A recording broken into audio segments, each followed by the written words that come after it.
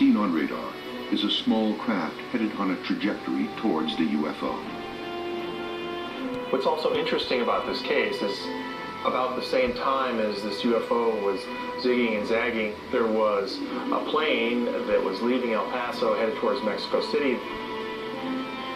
The small civilian plane from El Paso heads towards Mexico's capital city, but never reaches its destination.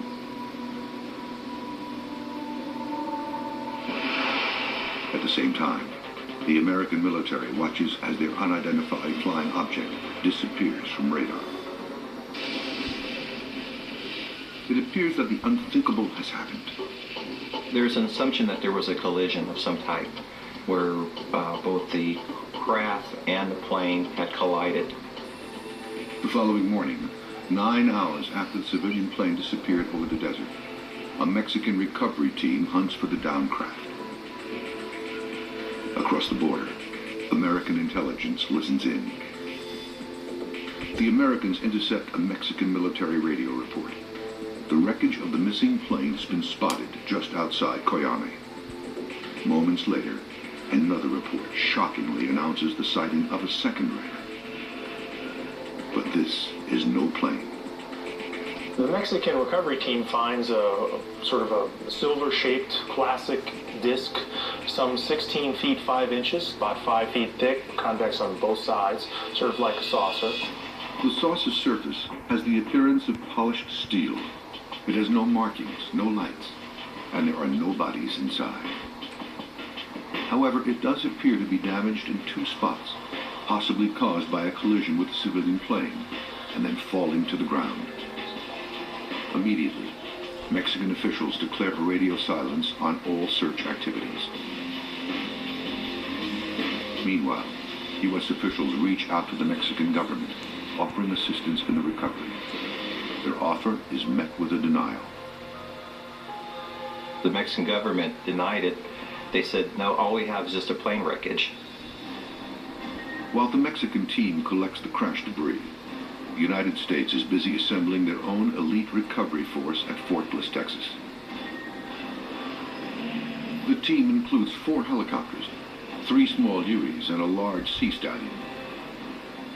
The team is placed on standby while U.S. surveillance scopes out the situation. American surveillance reveals that the Mexicans have placed the UFO on a flatbed truck and moved from the crash site. Then some say satellite photos were taken that reveal a startling discovery. The Mexican convoy has stopped, and something has gone wrong. They were able to see there were a number of dead bodies, so which led them to believe that something extraordinary had happened. U.S. officials greenlight their rescue team. 4 helicopters depart Fort Bliss.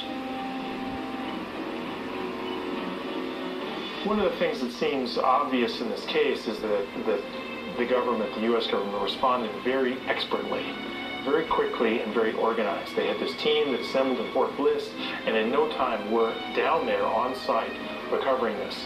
They've done this before. But nothing will prepare the Americans for what they are about to find.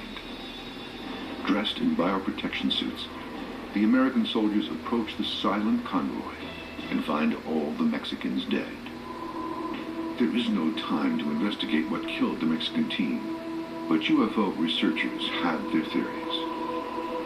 They somehow came in contact with a lethal agent, a bacteriological agent that was from out of this world, or an extraterrestrial biological agent of some sort that killed them, which is my favorite theory.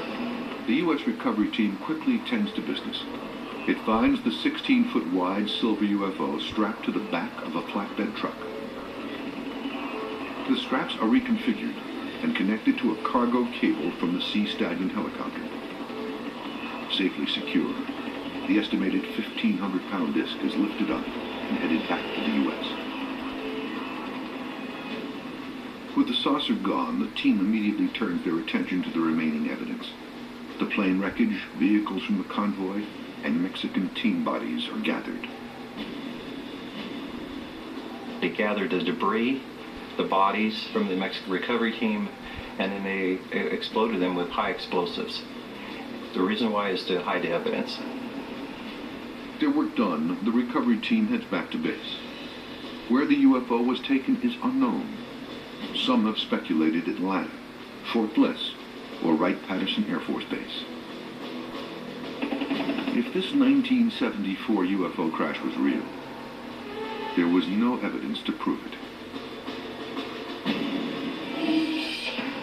But on the other side of the world, an Australian television crew actually caught the UFO on film. The things you don't